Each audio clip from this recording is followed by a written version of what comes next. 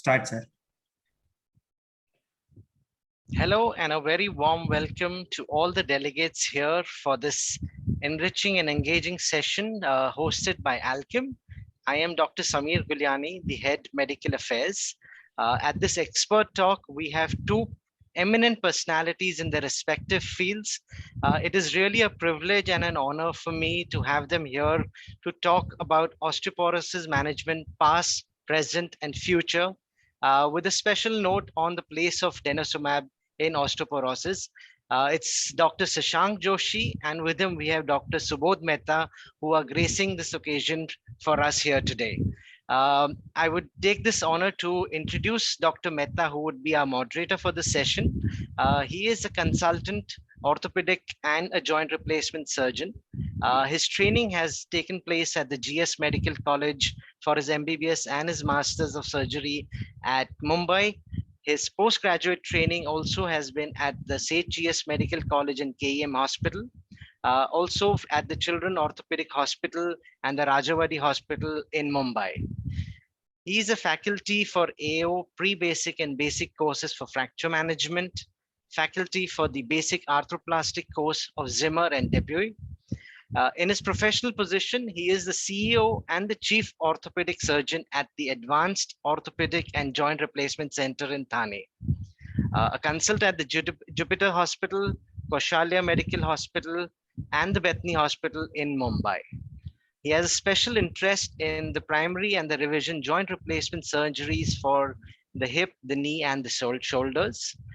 Minimum invasive surgery for fracture is another interest for him. He's very actively involved in the patient education programs and CMEs for doctors. A very interesting part is on the road safety program and seminars of road safety. Once again, welcome on behalf of Alchem, Dr. Subodh. I hand over the session to you and take this forward, sir. Thank you. Thank you, Dr. Samir Gulani, for a kind introduction. And it's my pleasure to introduce my friend and colleague, Professor Dr. Shashank Joshi, who has got innumerable qualifications. Difficult for me to, name every qualification of his, but he's a very eminent endocrinologist in Lilavati Hospital, Joshi Clinic also, and he's a past president of ESI Research Society for Study of Diabetes in India, past president All India Association of Advancement of Research in Obesity, past president Association of Physicians of India, emeritus editor for JAPI, and past chapter chair ASE. And apart from his qualifications, innumerable publications, and being a prestigious in prestigious positions like editor of Journal of Endocrinology, he's been a prolific speaker, and he's been esteemed guest in most of our conferences because the way he elicits the subject, explains the subject is superb, and is one of the most sought after speaker in many orthopedic conferences. So Dr. Shashank Joshi, it's a pleasure to have you on board here, and we are eager to get some pearls of wisdom and knowledge from you in this seminar. Thank you. Thank you so much, Subodhji. Dr. Subodh Mehta is a good friend and a colleague of mine. Thank you for your kind words of introduction. And thank you, Dr. Samir. If I could have these slides switched off, and I can then do my presentation on the slides and share my presentation. As Subodh and Samir rightfully alluded to, that today I'm going to talk an overview of osteoporosis or bone health management, the past, the present, and the future, and with a specific focus on denosumab in osteoporosis, but I'm going to give you an overview. So we all know that osteoporosis is an asymptomatic or a silent disease, and usually it presents with fragility fracture. We all know that global data suggests that 20% of women with hip fracture die within 1 year of the fracture, and 50% of them never regain their functional independence. So actually fractures impact death and mortality.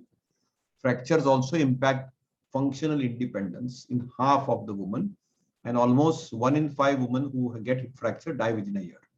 So it has a severe mortality issue. The other challenge which we face routinely in clinical care is vertebral fractures. We all know that vertebral fractures have significant mortality and also can be disabling and are associated with some long-term morbidities. So when we screen people for bone health, osteopenia, osteoporosis in urban Indian communities, various surveys have shown that osteopenia is seen in almost 1/3 or 40% of women and 1/3 of men. And osteoporosis is seen in 10% to 12% or 13% women and around 4% men.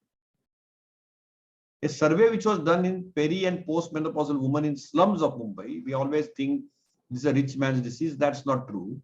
81% of postmenopausal women in slums of Mumbai had osteoporosis. And when we do a cross-sectional survey of osteoporosis among women, osteopenia is almost seen in half and 13% is seeing osteoporosis. Now we all know that the osteoporotic fractures have some common sites. And this is the Ishire-Capri working group. And you can see that the vertebral sites, often you can see here, are the posterior and anterior lumbar spine from L1, L2, L2, L3, L3, L4, L4, L5. And we all know the intervertebral disc and the vertebral sites of fractures. We also know the non-vertebral sites are hip, femoral neck, and the 1/3 of radius, as has been demonstrated, or the wrist in this particular diagram.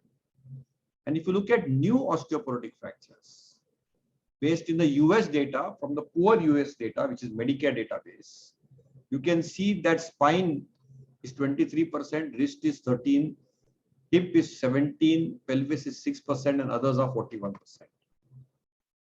Now, one thing is very clear cut, that if there's a previous history of fracture, it significantly amplifies the risk of the next fracture. This was the ASHRAE data on meta-analysis of more than 45,000 women from 11 international cohorts with more than 250,000 women years. With a history of previous osteoporotic fracture, almost doubled the risk of osteoporotic fracture with a relative risk of 1.86 compared to women who never had a history of fracture. So clearly, when there is a history of past fracture, there is a likelihood of further fracture. Effect of risk of previous fractures may not be confirmed to low impact fractures. In a study of women above 65, a previous high trauma fracture was associated with 34% greater risk of subsequent fractures compared with women who had suffered from no fracture. Almost 1 in 5 women who develop vertebral fracture, which is the most common osteoporotic fracture, will have another fracture in 1 year. So this data is very compelling and clear cut. The other challenge which we need to recognize is that vertebral fractures, hip fractures, pelvic fractures, humerus fractures, they can all cause psychosocial symptoms. They can cause depression, they can lose self-esteem, people may get pain, may get physical limitations, lifestyle and cosmetic changes. So let us deep dive into each fracture. Clearly, vertebral fractures are super silent fractures. But when sometimes they can come with severe pain, disability, deformity, and mortality. Occasionally, you can get kyphosis with postural changes limiting activity, including bending and reaching. Occasionally, it may alter the abdominal anatomy, leading to constipation, abdominal pain, distension, and even blunting of appetite. And vertebral fractures increase the future fracture risk by 5-fold. The pelvic and humerus fractures contribute and are common in the morbidity and mortality space both. What is particularly distressing are the hip fractures. They have sinister implications. They are associated with 8 to 36% of excess mortality within 1 year. So hip fractures kill. The future fracture risk is 2.5-fold more. And approximately 20% require long-term nursing home care and 40% regain pre-fracture level independence. So that is something very clear cut. So when we look at the WHO definition of osteoporosis based on the body, bone mineral density, see the whole definition is based on a DEXA bone density scan. This is the only disease where beyond clinical fracture, we do a lot of dependence on standardized bone mineral density scale. Remember, most of the T-scores are standardized fundamentally for postmenopausal women for that geography. And when you have a young person, say 20, 30, then you should look at the Z score or the Z score. So the normal bone mineral density typically is within 1 standard deviation of the mean for the young adult reference population. And a T score of -1 or above is normal. Low bone mass is also nicknamed osteopenia. Anything which is 1 to 2.5 standard deviation below the mean, which is a T score -1 to -2.5, clearly suggests that there is osteopenia. And if the T score is at or below -2.5, which is representative of the young adult reference population, clearly we know that this is something but nothing but osteoporosis. However, if there is a history of one or more fracture with a T score at or below -2.5, then it is severe or established osteoporosis. So remember, fracture actually is the clinical endpoint of osteoporosis, and bone mineral density is the biomarker endpoint of osteoporosis. Of course, there are biomarkers also of osteoporosis, like urinary telopeptides, serum telopeptides, the acid phosphatase, and so on and so forth, which we don't want to go, even calcitonin and others. So there are so many other biomarkers which can also be measured. But for brevity of data, the robust tool which we use to evaluate osteoporosis is bone mineral density. So is bone mineral density the only tool to diagnose postmenopausal osteoporosis? And here you can see the American College of Clinical Endocrinology guidelines, which suggest that a T score between -2.5 or below on lumbar spine, femoral neck, total proximal fever, or 1/3 of radius is good enough. If there's a low trauma, spine or hip fracture, regardless of BMD, it is adequate to call somebody with a diagnosis of postmenopausal osteoporosis. A T score between -2.5 and 1 with a fragility fracture of proximal humerus, pelvis, or distal forearm also constitutes the diagnosis of postmenopausal osteoporosis. And if you have the FRAX score, and high FRAX probability score with a country-specific threshold, with a T level or the T score between -1 and 2.5, that also constitutes the diagnosis. So if there's fragility fracture, if there is a regular fracture, if there's low trauma or spine fracture, or if there's a high FRAX, one can diagnose postmenopausal osteoporosis, and every time -2.5 is not mandatory. What is this FRAX? FRAX is Fracture Risk Assessment Tool. It's a global tool. BMD just one fracture to assess the fractures, but it doesn't adequately capture the heterogeneity of fracture risk in different geographies, different parts of planet Earth. And this algorithm uses both things, femoral neck BMD and clinical risk factors, all of which are readily determined when the patient is in our consulting room or the clinic. And it has been shown to affect the fracture independent of BMD. Importantly, FRAX algorithm is intended only for postmenopausal women or men above 50 years or older. Additionally, it applies only to people who have not previously received pharmacological treatment. So if they are naive they are the first time going to receive some pharmacological treatment, they're either postmenopausal women or men above 50, you can apply a FRAX. So one of the key reasons is that FRAX algorithm is used to assess an absolute 10-year risk of fracture in a treatment-naive postmenopausal woman with osteopenia or men 50 years or older. It is easy to use. There's a computerized formula. It's like an app. One can facilitate a dialogue between doctor and the patient, and you can take a shared informed decision making. So it's a very, very easy tool. So where to use BMD testing?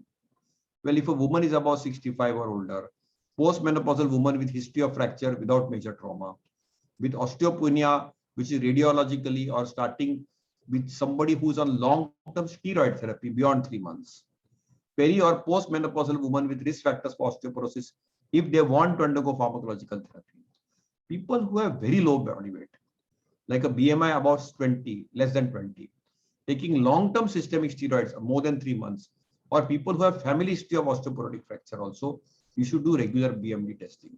So this is very important to recognize. If woman above 65, postmenopausal woman with history of fracture without any trauma, osteopenia with radiologically seen and starting long-term systemic steroids beyond 3 months, peri or postmenopausal women with risk factors who are looking to look at therapies, and people with low body mass index, BMI below 20, on long-term steroids or with family history of osteoporotic fractures. Other indications for BMD testing are early menopause, smokers, excessive alcohol, and whenever you're suspecting secondary osteoporosis. So whom does one treat? The US National Osteoporosis Foundation, long time back, almost 7 years back, came out with this algorithm that if men are above 70 and women are above 65 or younger with risk factors, do a bone BMD DEXA test. If the T-score is minus 2.5 in lumbar spine, total hip or femoral neck, or if there is a hip or spine fracture, clinical or radiological, you can treat. Simple and straightforward. However, if the T-score is -1 to -2.5, there is increased fracture risk, and the FRAX 10-year fracture shows that there is a more than 3% chance of a hip fracture or a 20% likelihood of a major osteoporotic fracture, then also you should treat. So it's a very simple algorithm. If you have somebody above 65 or 70, women and men respectively, treat. Younger people, do a DEXA scan, T-score -2.5 at lumbar spine, hip or femoral neck, treat. Clinical or radiographic spine or hip fracture, treat. The T-score is -1 to -2.5, but the FRAX risk is high for hip or osteoporotic fracture, again treat. Whom to treat? ACE guidelines are a little different from NOF. These are more latest. They are 2020, almost after 7 years. Anyone who has osteopenia or low bone mass with fragility fracture history of spine or hip, treat. If T-score is -2.5 or lower in spine, femoral neck, hip, or 1/3 radius, treat. The T-score is -1 to -2.5 in spine, femoral neck, total hip, 1/3 of radius. If FRAX 10-year probability is more than 20%, or 10-year probability of hip fracture is more than 3%, or above the country-specific threshold in other regions or geographies, treat. So very simple, almost similar to NOF. If you see NOF guidelines and ACE guidelines, there is a lot of concordance between the two. What do we start treatment with? Well, key to the osteoporotic treatment is lifestyle to improve musculoskeletal integrity, balance, preservation of bone strength, and prevention of future fractures. So having optimal calcium and vitamin D is mandatory. You need a gram of calcium every day, preferably 1.2 to 1.5 grams of calcium is mandatory, and dietary plus supplements are necessary. And you need at least 2000 IU of vitamin D, or you can give 60K of vitamin D to ensure that the vitamin D level is above 30. You need proper weight bearing, regular resistant exercises. You definitely need to minimize falls and give simple tips for fall prevention and do balancing exercises for minimizing falls. We must give up smoking or tobacco and ensure that excessive alcohol use is avoided, and eliminate all potential risk factors for falling. How does one treat? Well, there are two options for treatment. One is bone forming agents or anabolic drugs, very powerful drugs. Teriparatide, abloparatide, romosozumab. These are the drugs of choice which form bone, usually are reserve drugs, but have some very compelling data and indications we'll discuss a little later. The standard of care worldwide has been anti-resorptive agents, which means the eating up of bones which occurs or the bone resorption is slowed down. They stop the clawing of the bones or bone resorption and make them slower. The traditional agents were estrogens, followed by the selective estrogen receptor modulators, followed by calcitonin. These were estrogen, SARMs, calcitonin, old agents. Then came bisphosphonate wave, oral, once a week, every day, once a month, once a year, injectables also. And then, of course, now we have once in 6 months, denosumab, or maybe more frequently. Today, our focus has going to be predominantly talking on denosumab and teriparatide, which are the two most powerful, compelling agents in this space, but we are definitely going to look at all other agents as well. So when we are treating osteoporosis, we have three objectives. First is we need to make the bone strong and make the strength of the bone to be improved. Second is to reduce the risk of fractures. And third is to prevent less commonly rapid attrition of bone loss. So the bone should not get eaten up very quick and fast. And as I said, the anti-remodeling drugs or anti-resorptive drugs are SERMs, bisphosphonates, and denosumab. They do not allow the bones to be eaten up quick and fast. Then we have remodulating stimulator like PTH analogs, like teriparatide. And then we have modeling stimulators like sclerostatin antibodies. So as I said, the whole current guidance in 2020, 2021, 2022 are all looking at risk of subsequent fracture is the highest after the index fracture. The risk of fracture assessment is simplified and made clearer, and we need to sort each patient, like for example, Dr. Subodh Mehta sees, in distinct categories like very high, high, and low risk. Early interventions, hit hard, hit early, is warranted in people with highest risk. We use agents which have the fast or rapid effect and reduce fracture risk quick and fast. We need to individualize treatment strategy based on risk category, and we need to mix and match it with the patient's need. And we need something which is long term. So there are sequential protocols. For example, we might use teriparatide in the beginning and denosumab or bisphosphonate later, or you might use bisphosphonate in the beginning, then use denosumab or teriparatide later. So a lot of sequential therapy also has been looked at in the selection strategies. When we differentiate fracture risk, we look at green, yellow, and red. Very high risk is if one of the following: fracture within 12 months, multiple fractures, fracture on treatment or with medication which is harmful to the bone, a very, very low T-score -3, or a frac probability of more than 30% with a more than 4.5. High risk is if it's postmenopausal with a prior fracture or a T-score -2.5, or a T-score between -1 and -2.5 with a frac probability of more than 20% or 3% for the hip.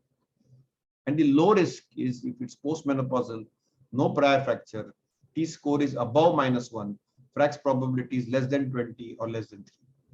So obviously we can easily substratify the fracture risk potential very quickly and easily. So now when you're looking at very, very high risk category, we have now preferred agents and alternative agents. The preferred agents for very high risk category are agents like romosozumab or teriparatide. And the alternative agents are denosumab or bisphosphonates.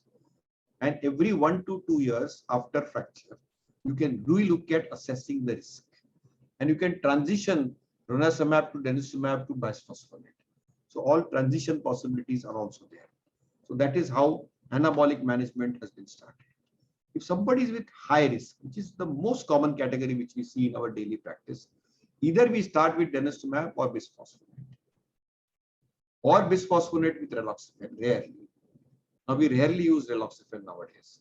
And every 1 to 3 years, or after fracture, reassess this. And you can transit it from denosumab to bisphosphonate. That's something which we know. If it is low risk, then initially we give hormone replacement therapy or raloxifene and reassess after 2 to 4 years or whenever there's a fracture. So let us look at estrogens. Current recommendation from estrogens has dwindled tremendously because of risk of vascular cardiac events, venous thromboembolism, and breast cancer. But they are now only restricted for prevention only.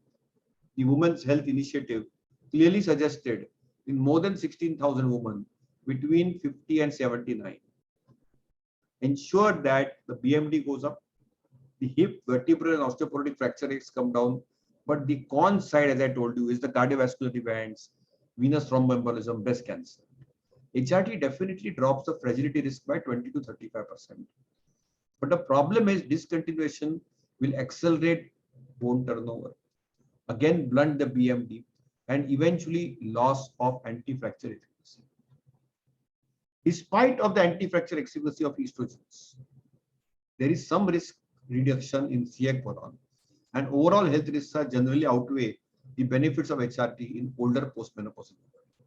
So, estrogens have actually got restricted now because of the new agent which have come, except for acute menopause for 6 months to 2 years.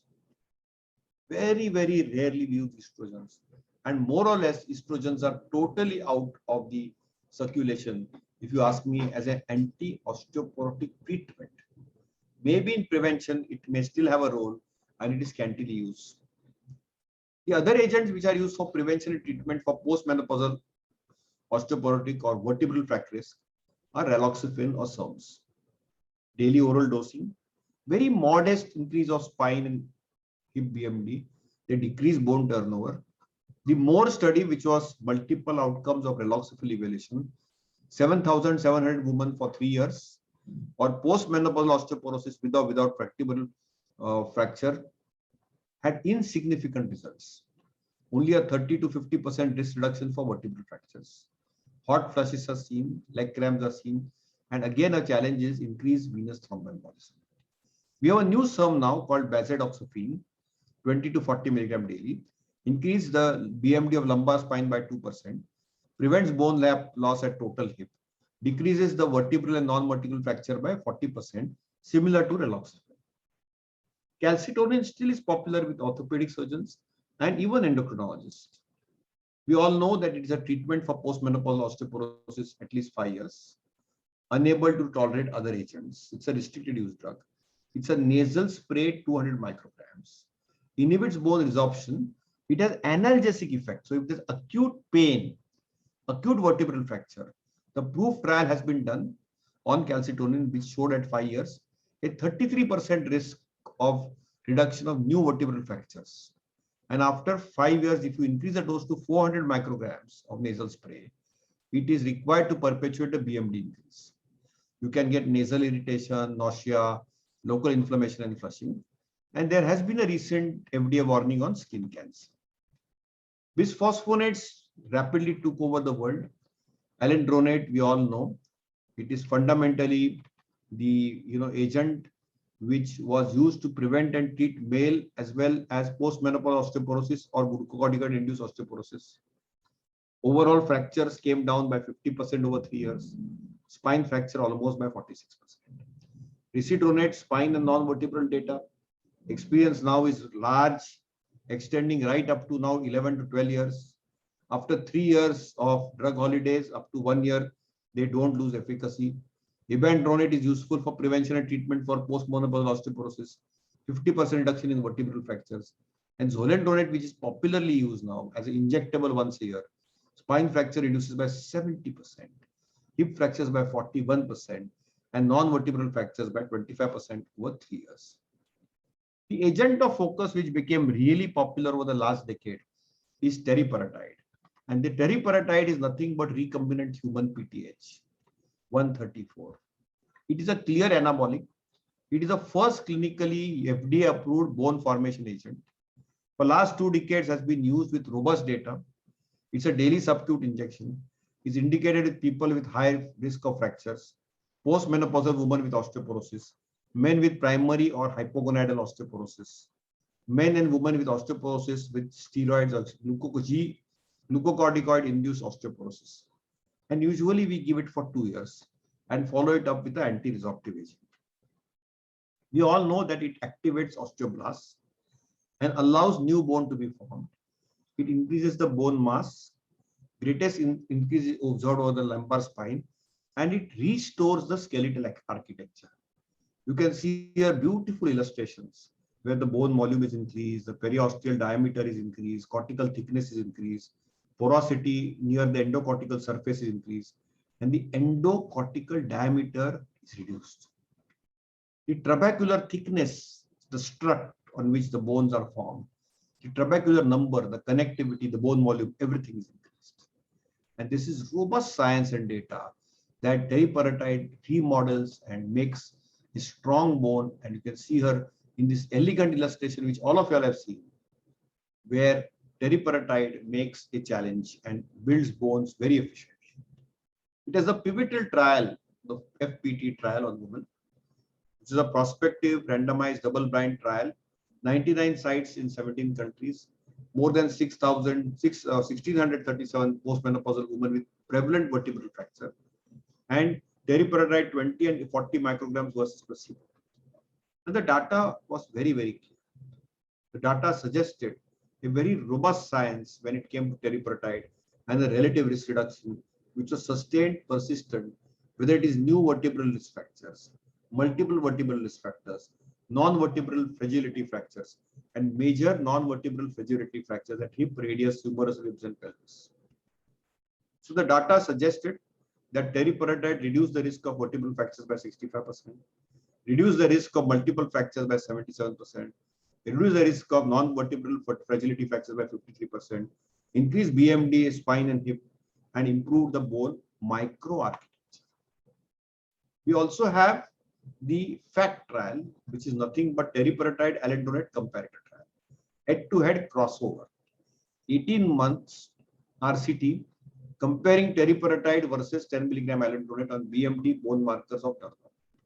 And clearly you can see at 6 months with teriparatide, the bone markers are increased.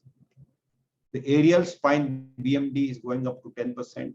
Volumetric spine BMD goes up by 19%. And aerial femoral neck BMD goes up by 3.9%. So very, very strong science on femoral neck, volumetric spine, aerial spine, and bone markers. Compared to alendronate, the bone markers decrease. The aerial spine BMD is only 5% compared to teriparatide 10%. The volumetric spine data at 18 months is only 3.8% compared to 19%. And aerial femoral BMD neck is similar. So the increased BMD by opposing the opposite actions on bone remodeling. Very, very elegant, very, very crystal clear data. The European teriparatide study, the EUROFORCE, was a 2-year prospective randomized control open label trial on postmenopausal women with 2 arms and 2 studies. And they were treatment naive, people who are pre-treated with anti-resorptive drugs, and people on anti-resorptive pre-treated but inadequate clinical outcome, which means they were inadequate anti-resorptive responders, and that was something unique. And this is a complicated study design here. You can see teriparatide, which has been offered in sub-study 1. And then, of course, in the open label arm, you have teriparatide arm, raloxifan arm, and no treatment arm. And of course, in people who did not have appropriate requirement in the sub-studies 2, we had teriparatide all throughout. Everybody got calcium and vitamin D on board, and this was a 2-year crossover study. The EUROFORCE study clearly showed that at 12 months or 1 year, all treatment naive pre-treated anti-resorptive participants randomized with a ratio of 3:1:1 continued teriparatide in treatment arm 1, switched to raloxifene treatment arm 2, and received no active treatment arm 3 for the second year. And you can see the data very clearly that in people who got teriparatide continuously for 2 years, the lumbar spine BMD increased by 0.052 gram per centimeter square at 1 year, and further increased on with a gain up to 0.078 gram per centimeter square. So data you can see in the graph very clearly. Spinal BMD clearly makes an impact with teriparatide, and the data with hip is more robust and very, very similar on the hip as well. And on the femoral BMD also very, very compelling and similar data. So at the end of 2 years, teriparatide had significant progressive BMD increase in lumbar spine and hip. Sequential therapy with raloxifene after 1 year of teriparatide maintained the BMD gains on lumbar spine and further increased BMD on the hip. Sequential therapy with calcium vitamin D alone did partial loss of spine BMD. So whatever was the teriparatide gain was lost. So the findings indicate that raloxifene can be suitable sequential treatment after teriparatide and may be of value in people who are use teriparatide because they can't tolerate bisphosphonates. So that's another challenge which we see. So obviously the EUROFORCE sub-study 1 and 2 showed that teriparatide increases BMD at lumbar spine, total hip, femoral neck, in people with or without prior anti-resorptive treatment. Today's drug of focus is denosumab, denosumab, denosumab. Why is denosumab needed? Oral bisphosphonates have esophageal irritation ulcers. Bisphosphonates cannot be given or there is dose adjustment required with people with renal impairment. Long-term administration of bisphosphonates plateau the BMD response after 2 to 3 years. Frequent dosing is often required for most bisphosphonates. And we need a more robust or effective treatment option to improve BMD further. So denosumab is a human monoclonal antibody. It's a mAb to rankle. And the denosumab binds to the rankle selectively with high affinity. And it prevents the rankle from interacting and activating the the receptor, on the surface of osteoclasts and their precursors. Osteoclasts are the ones which eat up the bones. And what it does is it prevents the rankle to interact with the rank, and therefore the osteoclasts become inactive. Consequently, the formation, function, and survival of osteoclasts is inhibited, and the bone resorption is subsequently reduced. This is how it works. You can see here in this illustration, factors stimulating bone resorption are the rankle and the rank. Osteoclast formation, activity, and survival is stimulated. Denosumab, you can see here in the green, binds to the rankle, and the osteoclast formation, activity, and survival is inhibited. So in this illustration, very clearly you can see that the clawing is not possible at all. Data is very clear-cut. This is the very, very popular FREEDOM trial, which was published 11 years back in August in the New England Journal of Medicine. Fracture reduction of evaluation of denosumab in osteoporosis every 6 months. Very good data on 7,800 plus postmenopausal women with T-score minus 2.5 at lumbar spine or total hip, and not less than -4, excluding anyone with severe or more than 2 moderate vertebral disc fractures. And they looked at 2 things. One is primary endpoint of new vertebral fractures over 36 months, and secondary endpoints of non-vertebral fracture and fracture. Clearly, you can see that denosumab significantly lowers the relative fracture risk for 36 months. The fracture incidences were significantly low at all times. Points to denosumab compared to the placebo. Here, see the data. Very, very clear data. You can see the absolute relative risk reduction and the relative risk reduction. 68%, 20%, 40% at new vertebral, non-vertebral hip. So denosumab is a very, very, very strong agent. And this is a FREEDOM trial almost 11 years back. Look at the impact. Sustained and significant increase in BMD on lumbar spine. 9.2% and total hip by 6%. So again, very, very robust data. And you can see on the bone turnover markers, consistent and significant dip in all time points of denosumab group compared to the placebo. So clearly, the FREEDOM trial and its open label extension, which was presented after 7 years or 8 years in the Lancet, was an international multi-center placebo-controlled study with an open label arm extension with 60 milligrams of subcutaneous denosumab every 6 months, which was continued for up to 10 years now. You can clearly see the data is very, very compelling. The FREEDOM extension showed that there was over 10 years significant sustained increase in BMD. 21.7% on lumbar spine, 9.2% on total. And again, you can see here denosumab in the long-term group, BMD increase in FREEDOM by 9% on femoral neck, 2.7% on 1/3 radius. In the crossover group extension, 7.1% in the femoral neck and 2.3% in the 1/3 radius. So what did we learn after 10 years of denosumab? After 10 years, it's one of the most well-studied agents on planet Earth. Very low adverse events, low fracture incidence compared to observed in the original trial, and sustained increase in BMD without any plateau, which is definitely seen. So the various studies on denosumab are many. As I told you, FREEDOM trial and its post-hoc subgroup analysis also has been presented. There are more than 9 publications on the post-hoc subgroup analysis. Then the FREEDOM extension I talked about, 4,500 patients. with more than 6 publications from it. The FRAME trial, the DIRECT trial, the phase 3 RCTs, the ABCSG trial, and 2 retrospective cohort studies with 92,000 and 47,000 patients respectively.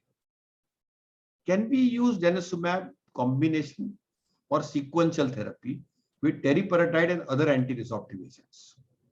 Because combination therapy also became popular around 5 to 10 years back.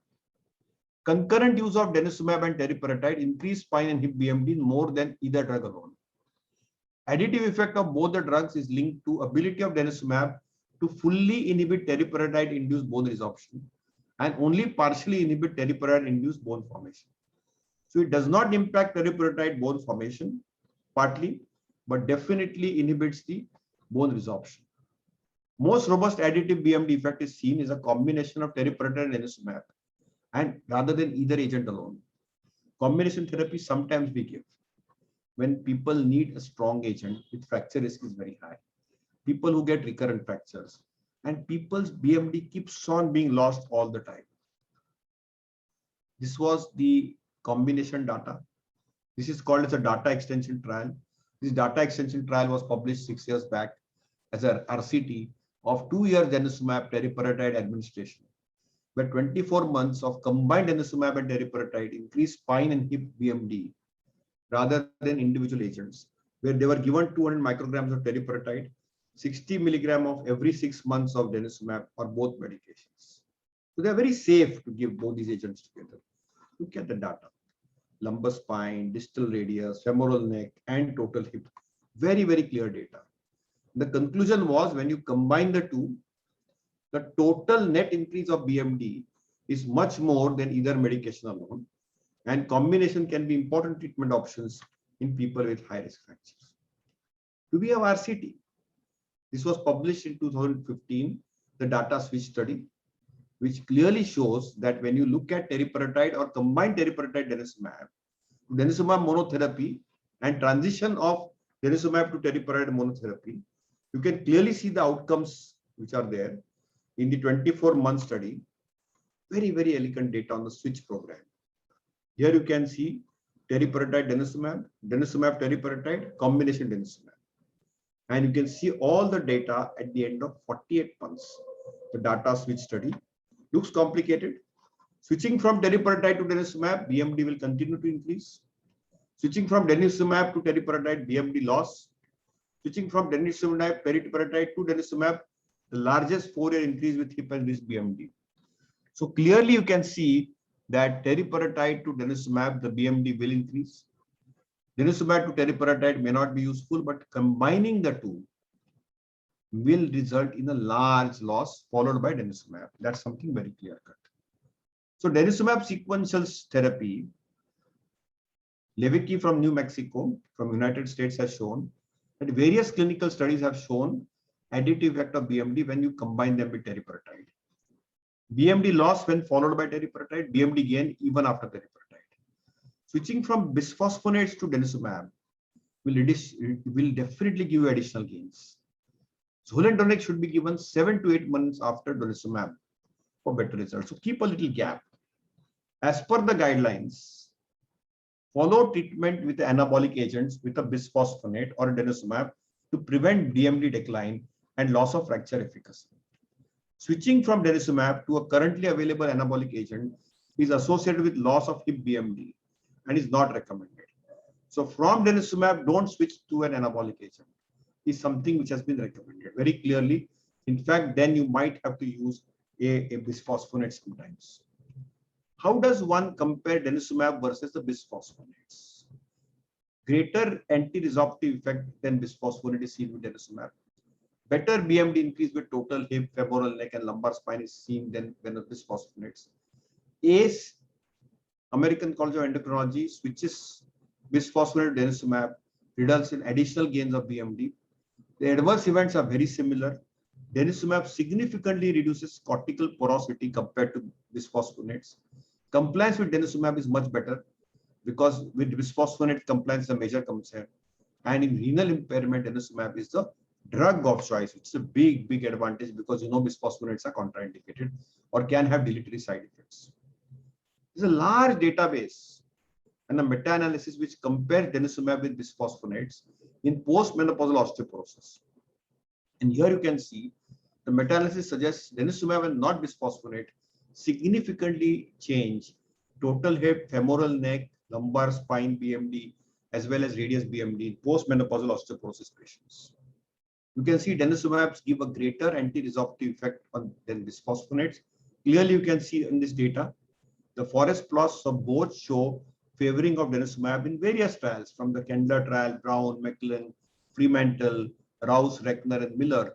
You can very, very clearly see the very sustained improvement which is seen. Clearly, you can see that today we are in the era of various THRs. And you can see this paper published in Arthroplasty. This is, of course, an off-label use. The evidence suggests that denosumab is a promising agent for periprosthetic bone loss. I'm sure Dr. Subodh Mehta will have a comment on this. Rankle stimulates osteoclast formation, improves cell function and survival.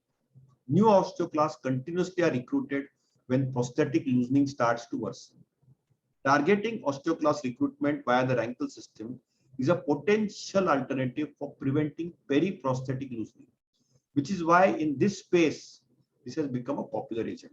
So after a THA, periprosthetic BMD or proximal femur drops from 15% to 40% in elderly people with osteoporosis.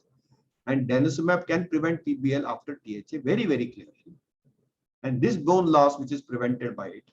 Therefore, people now recommend denosumab 6 to 12 months after surgery, which allows the bone to respond locally to prevent the stem migration.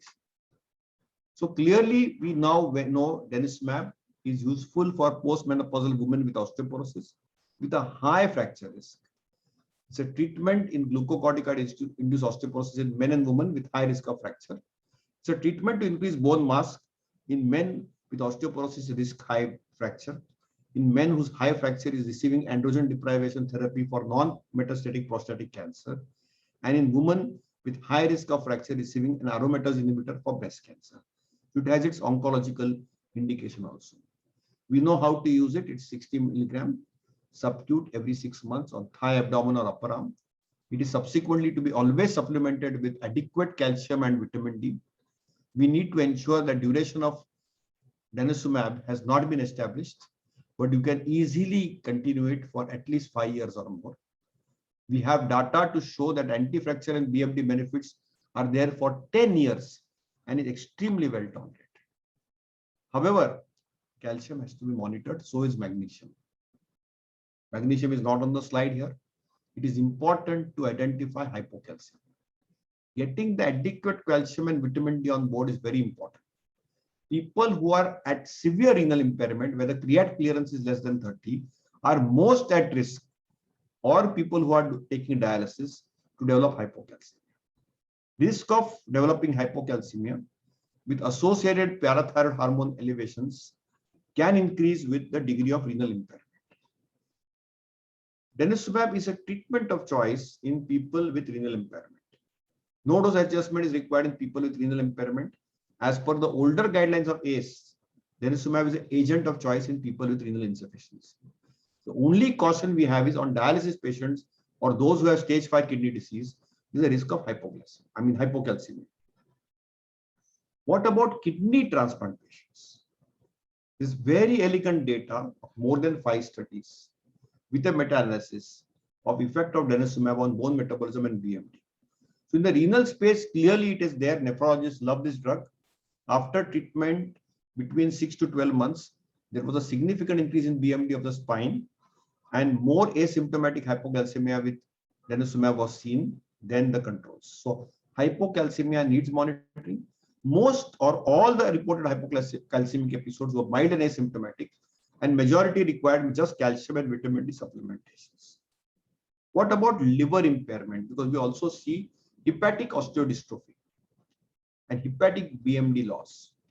Safety and efficacy of denosumab has not been studied in people with hepatic impairment. We know in general monoclonal antibodies are not eliminated via hepatic metabolic mechanisms. So we don't expect any major challenge of hepatic impairment, but currently we don't have any data to show it's in the literature. Why do we need calcium and vitamin D in teriparatide or denosumab? We know calcium is very important for bone architecture, for deposition of bone mineral throughout life. Calcium is also absorbed in small intestine with the aid of vitamin D. Anti-resorptive medications serve as the brick, while calcium and vitamin D serve as a mortar. And without both the brick and the mortar, the structure cannot be achieved. Moreover, with denosumab therapy, the risk of hypocalcemia is there, whenever the calcium supplementation is compromised. And there's so much of data, particularly the data which came of vitamin D, calcium, and denosumab all being used together, came fundamentally from Japan. And the Japanese data was very, very compelling and classic. We all know vitamin D and calcium is required, and this is Nakamura's data from Japan, which was published 4 years back, clearly demonstrating that we need adequate vitamin D and calcium with denosumab in this treatment, and the data you can see on the various parameters. So obviously, where to choose what? Fragility fracture is a skeletal failure.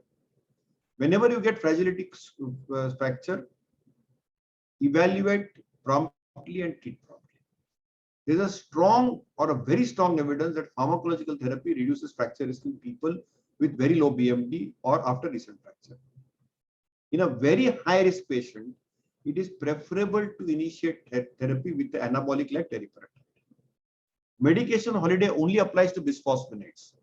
Other agents, including denosumab, must be continued after any therapy, which we know very clearly. So teriparatide, if you want, is an anabolic agent, acts on osteoblasts, daily subcutaneous injections, very rapid BMD gains, more BMD gains on the lumbar spine, very high risk fracture patients. And when you combine it with denosumab, it has excellent combination benefits. Denosumab is the agent with 10 years data, safe and effective, reduces vertebral, non-vertebral and hip fracture risk. Greatest BMD increase with denosumab than bisphosphonates, continuous and sustained BMD increase over years with denosumab, 21.7% lumbar spine increase of BMD over 10 years, highest with any drug. Additive effect when denosumab combined with teriparatide, and BMD gain when denosumab given after teriparatide. Thank you for a patient hearing. I'm certain that many of you all will have many questions on this interesting topic. Remember, we are all here committed for good bone health. We're all committed to ensure that we prevent original fracture or recent fractures, further fractures or recurrent fractures are prevented. Thank you for a patient. Thank you, Dr. Shashank. It was wonderful talk as usual. And I can definitely certainly say that it has resolved most of our queries about osteoporosis and its therapy. Because being practicing orthopedic surgeons are always getting a lot of patients after osteoporosis is established by fracture. We unfortunately don't see many patients coming for preventive therapy. We always get to see the patients who come with a fracture, hip joint fracture or fracture or a neck humerus fracture. So it's of immense importance for us to know a right way of using all these drugs judiciously. So there have been a lot of interest by orthopedic surgeons, and you have been bombarded with a lot of questions on my chat box. So one question is regarding initiation of teriparatide and denosumab therapy, whether can be started without having a BMD report. Is it compulsory to have a BMD report to start the therapy? So the patient is immobile, there is fracture, and there is radiological evidence on X-ray that there is osteoporosis. Exceptional circumstances, you can give it. But usually we prefer to do a BMD for simple reason is it's easy to compare and contrast. So outside a research trial in a clinical setup, unless it is impossible to move the patient into the BMD room, and sometimes, in orthopedic practice, you do get such people. But if there's direct evidence of clinical fracture, immobility, and on radiology, simple plain radiology, you see obvious osteoporosis, one can initiate the agent. But within a month or month and a half, when the patient is mobile, I always prefer to do a BMD for documentation purposes, so that we can evaluate the effect of efficacy. But it is not absolutely hard and fast. In acute situations, one can use them. So a question pertinent to that, once we start teriparatide or denosumab treatment or bisphosphonate treatment after doing the initial BMD and also doing the FRAX grading, how often should we do the repeat BMD, or is it necessary? So BMD evaluation is done every year or 2 years in clinical trial programs. But based on cases with high risk osteoporosis, sometimes we do it even every 6 months. Okay. Typically, once a year is reasonable. Doing it less than once a year may not be appropriate unless and until there is an exception. If you ask me, once or once in 2 years is reasonably good enough. Most research programs will use it once a year or once in 2 years. But occasionally, exceptional circumstances, you might need it every 6 months. Never do it less than 6 months. Ideally, do it every year or year and a half. Also, one of your slides showed that denosumab can be given after a few years of bisphosphonates or alendronate, but both are anti-resorptive agents, and we always have seen a lot of atypical fractures after long-term treatment of anti-resorptive medicines like bisphosphonate, atypical fractures of femur. So if we continue, if you subsequently give denosumab after 5 years of bisphosphonate, how safe it is? Will it not add to the atypical fracture? So the 10-year data on denosumab is very robust. And on their pharmacovigilance database, they have not observed this adverse event. So from that standpoint, one would stand reassured. So the caution always has to be exercised because medicine is full of surprises. But I would still recommend that I would not worry too much with denosumab at least. Denosumab, the challenge is more of hypocalcemia, as I alluded to, rather than really the atypical fractures.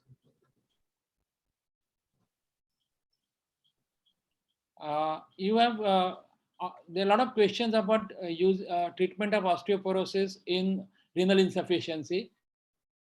I think you have answered those questions, but how often osteoporosis is associated with RA? That is a question which has been asked by Dr. Kirti from Chennai. And can we start denosumab in patients of RA? So you can start. It's not that you can't start. There is some data available in that. But in that space, teriparatide also has some robust data. So when it comes to the rheumatological space also, the data on denosumab is pretty robust. So even in RA patient, denosumab is indicated strongly. It can be used as one agent, but I would prefer there sometimes teriparatide in glucocorticoid-induced osteoporosis or in RA patients. There's some literature study which show that denosumab is better for increasing the hip bone density, and teriparatide is good for spine. So what is your take on that? Like relatively, it works better on spine, and it like. Oh, you're very right. Some studies on some so a preferential effect on spine versus hip. Yes. But don't take all that because patient will not come the way a clinical trial is presented. Many times we might land up with the opposite agent and still get very good effect. So I think consistently denosumab shows very good impact on both hip and spine, and so does teriparatide. Both of them have advantages and disadvantages, and both of them can also be combined. Right. And we do see end-stage bone disease. So what happens in India is many a times, Subodh, I'm sure you have seen it in your practice. We have seen a lot of end-stage bone disease with brittle bones, with recurrent fractures, which might merit dual therapy also. There's a question from Dr. Mayank Lucknow that osteoporotic is a clinical situation, and osteoporotic women age 79 came with a T-score of -3.5, and she has been given denosumab. After a few days, she got a fracture. What to do in such case? Should we start another denosumab to prevent fracture again, or teriparatide for bone formation? This is Dr. Mayank from Lucknow. So can you elaborate on this clinical situation? So, after the first dose of denosumab, probably there was not sufficient time for bone protection. Unfortunate that you got a bone fracture. Mhm. One can give teriparatide and restart and continue denosumab as well. So I probably will end up giving both. The teaspoon is bad. Uh, so in your clinical practice, you prefer a combination therapy better or a switch therapy? So I prefer switch therapy much more than combination therapy. Okay. But in orthopedic practice, like what you see every day, sometimes you have patients to resort to combination fracture. therapy. Okay. Because by the time the patient lands up with you, there's already a clinical event which has occurred, which you need to fix. And they have already taken an agent prior to that.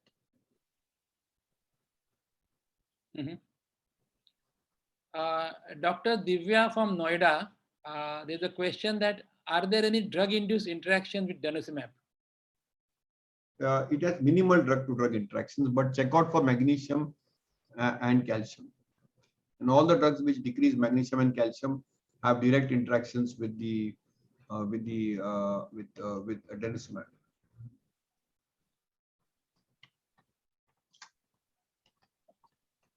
We all orthopedic surgeons, as you are aware, have been using teriparatide as off-the-shelf indication for fracture healing. So, and recently there have been some literature also coming up with that off-the-shelf indication of teriparatide. And clinically, we are seeing very good result. And it's been very interesting molecule for us, especially with osteoporotic patients. And so what is your take and suggestion on that? So that's an emerging area. Subodh, I completely agree with you that there is some degree of bone healing which is seen. And it's an area of interest. And it's an emerging area as times come. Okay. But all of us are using it, though it is not established indication. Finding it's really a bone forming hormone, we can say. It is an anabolic bone forming agent. Yes. No question asked. Yes. Yes. And which is why often now, in fact, we are seeing more and more often overlap, and often overlapping therapy is there now. Because one of your sequencing, see, the 10 years back, people thought of therapy A or therapy B. 5 years back or 10 years back, between 5 to 10 years back, people thought of sequencing. Now we think of either combined therapy or therapy A, therapy B, and weigh the pros and cons of each. Right, because one of your slides suggested that denosumab may be a good molecule, emerging molecule for periprosthetic lucency or loosening of implants. So I was thinking from that point of view, whether the combination therapy in very critical cases of implant loosening, both together may be of great benefit. Absolutely. Yes, yes, yes. And there's a question from Dr. Rajiv Delhi that do we need to monitor PTH and phosphate level after denosumab in CKD patient especially? So routinely it may not be required, but in a CKD patient, is it required? CKD patients, I would monitor more calcium, magnesium, but occasionally PTH can be done. But predominantly, I monitor calcium, magnesium. Magnesium is as important as calcium because they can slip into severe hypocalcemia and hypomagnesemia. Okay. But we don't need to monitor dialysis people. See, the people on dialysis now, there are a lot of micro mineral changes which occur. So one needs to be very cautious and careful. But teriparatide is definitely not indicated in people with CKD. So denosumab is much safer molecule to use in CKD than teriparatide. Is that right? Very clear. And not only that, also the bisphosphonates are harmful to the kidney. Yes, yes, yes. So obviously, these agents in the nephrology space are clearly there. There's also one comment from Dr. Ankur Rajpur. For osteoporosis patient after TKR, he gives teriparatide for 6 months. And he would like to know its effect on BMD. And will teriparatide given after TKR will help patient to avoid periprosthetic loosening? I think we have answered these questions already. So that's right. But I would not give it for 6 months. I might give it for a year and a half. Yes. Yes. Or 2 years. So I would like to answer in such a way that as such these patients are in a osteoporotic age group. So when we are doing TKR for these patients, I would also like to do BMD whenever they are able to go to the BMD clinic And if they're osteoporotic, might as well continue a complete course of, because periprosthetic fracture is the emerging area in our practice. It's like in every conference, there's a session on periprosthetic fracture. So it might as well treat osteoporosis when we are doing TCAR. And if it is severely osteoporotic, treat it appropriately by giving teriparatide followed by the switch therapy of denosumab. Is that right? That's correct. Yes. Yeah. And there's another question from a lot of interest in these molecules, teriparatide and denosumab. There's another question on all the patients which we are seeing now because of the advanced age also have a lot of comorbidities. So that is a lot of like area of concern, like when to use which molecule because of these comorbidities. It puts a lot of pressure on us. So one of the concern is teriparatide in patients with cardiac problem like arrhythmias. So is it recommended with patients with arrhythmias? I mean, is it safe? I wouldn't say recommended. So the challenge is with zoledronic acid. Zoledronic acid have challenges with atrial fibrillation and others. Yes. But with heart rhythm disorders, both these agents are reasonably okay. But the problem is with denosumab, because if the calcium magnesium is low, then again you can get rhythm disturbances. So if there is CKD with hypocalcemia, there could be a rhythm disturbance. So CKD patient with heart disease, you need to monitor, but it is not deleterious. Teriparatide you cannot give. Teriparatide on the heart rhythm, no impact. Denosumab purely on heart rhythm, no impact. Zoledronic on heart rhythm, atrial fibrillation.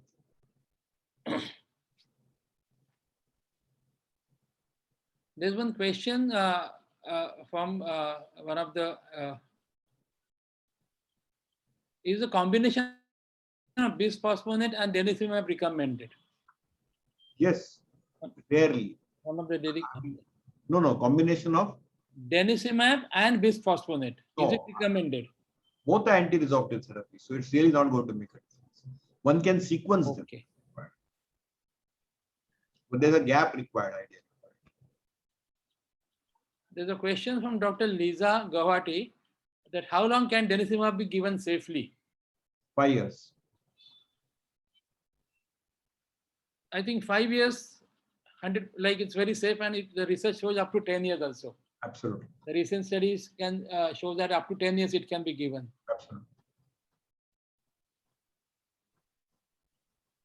I think there are a lot of questions, but we are getting the similar concern about teriparatide, how to initiate and what are the gray zones.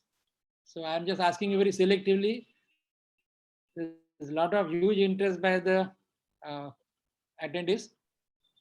Whether denosumab has any role in bone healing. Denosumab, we are not so sure, yes. But teriparatide is for sure because it's an anabolic agent. It is very impactful on the osteoblast and it's very good for high risk. So very clearly there. And of course, when you combine it with denosumab, you get additional preference. Okay. Denosumab is a perfect add-on. You even get BMD increase when denosumab increases BMD when more compared to the bisphosphonates. Okay. Data is on the spine is also very good at 21.7%, as I told you. Also very good additive effect on BMD with denosumab with teriparatide. The BMD gain is very clearly seen if you follow up the teriparatide with the denosumab. But up to 10 years, it's good enough. Yes. So it's 5 years is reasonable. The data is more than safe, but up to 10 years is good. And if patient comes with a fracture in an orthopedic clinic, which therapy should be initiated first? Is a question from Dr. Aditya, Indore. So again, you have to individualize the patient.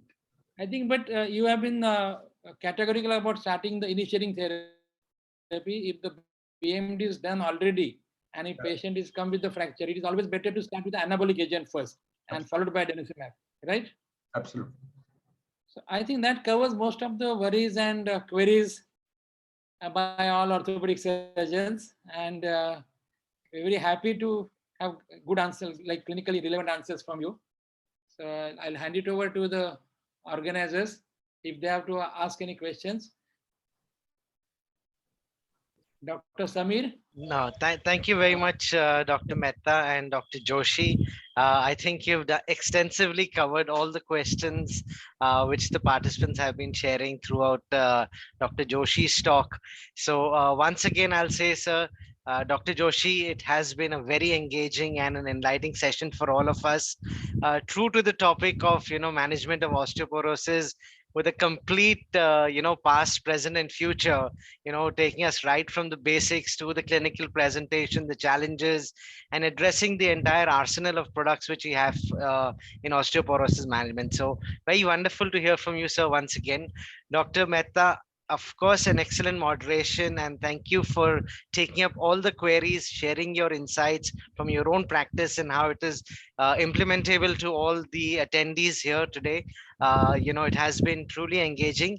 On behalf of Alchem, I'll thank each one of you for your time and your insights. Really makes a difference to us to hear from experts like you, and utilize those insights in our day-to-day working. So on behalf of Alchem, once again, thank you, sir. Thank you all the participants and my colleagues at Alchem and the technical team for a very smooth execution of this program. Take care and have a great day ahead, everybody. Thank you. Thank you. Thank you. Great day to you all.